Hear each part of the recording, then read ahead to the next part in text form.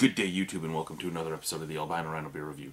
Today, we will be drinking a Polish beer, and no, Paul or Alicia aren't here to drink it with me. Damn it, eh? It's 5.5% alcohol. It's Poland's #1 premium beer. It is world famous. It's sold at some bars in this area. It's sold in some bars around the world.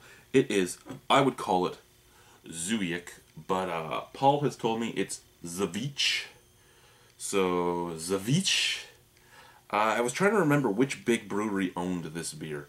I couldn't for the life of reason. I know that it would be the Heineken ownership. Is it has a beer glass with a white area that would look about the shape of the Zywiec logo, and a beer thermometer, refrigerated and weight. Appearance of Zywiec logo indicates proper drinking temperature. So I had this out of the fridge a little bit warming up, so that Zywiec label's gone, but basically that tells me that this is Heineken, because Heineken uses that cold can stuff. So does Coors, so does a whole bunch of the different beers in their family. It is their copyright, so I'm pretty sure nothing in the Labatt or Anheuser-Busch family would really use it. So that makes me believe that this is a Heineken product. Again, I did know in the past. I'll have to look it up for sure before I post the video, but I'm pretty sure it's a Molson product. I got the Carlsberg glass out just for shits and giggles. Mostly because I don't have a Zywiec glass.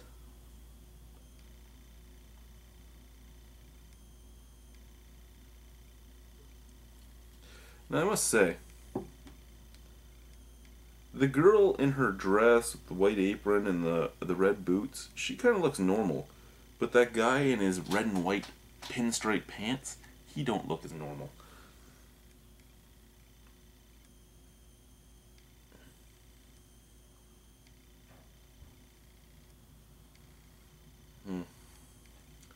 Now, I don't mind this beer. I actually like to drink it. Most Polish beers have that macro taste now that we get here in Canada, but they're like the top end of the macro. They're just easy drinking, any day beer. Nice sweetness, cereal grains, some biscuitiness, a little bit of hops, and like soap sud. That's kind of what the head smells like, is soap sud.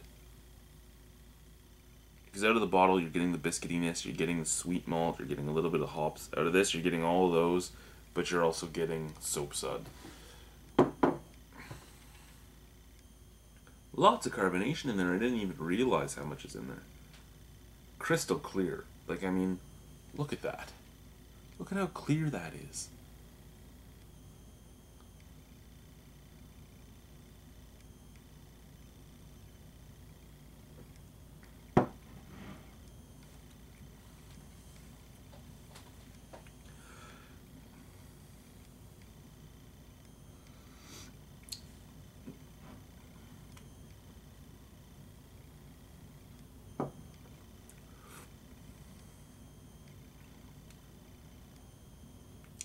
I used to like this beer a lot more. I'm not saying that to put a dig on the beer, because it's not a bad beer. It's just the more and more you drink craft brewed, love in every bottle type beer that has so much flavor, the more and more you don't really have an appetite for the macro brewed stuff anymore. And I mean, that's just it. This used to be a beer that I would drink all the time. Not all the time, like at home, but if I was out at, say, Kaz's, I would order this because Kaz's sold it. I probably would still order this if I was at Kaz's. I mean, my domestic beers when I go out to a bar are usually Molson Export, Moosehead, or Alexander Keith's. I say that being, when you're at a bar, a lot of bars don't carry craft beer. That's what I would normally buy. Those are the three here in Ontario that I will normally buy if I'm out at a bar. If Guinness is there, I'll probably buy Guinness, but if they don't have Guinness, it's one of those three. And even if they have Guinness, it's probably going to be one of those three, because I mean, Guinness isn't a session beer. You don't sit down and drink 6 or 7 of them. If I'm out at the bar with my buddies, I'm going to be there for a while. I'll get a pitcher of Moosehead or a pitcher of Keith's or a couple bottles of X. Really, that's the way it's going to go when I'm at the bar.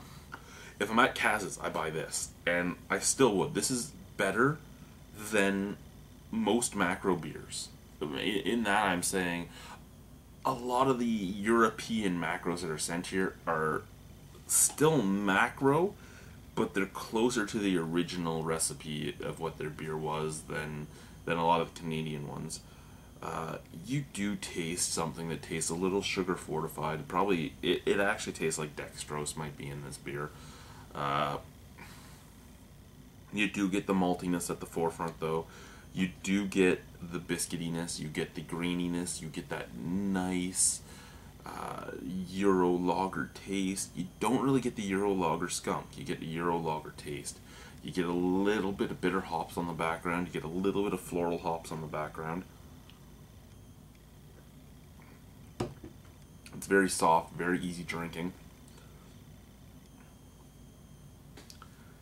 Is it amazing? No, it's a good beer, though.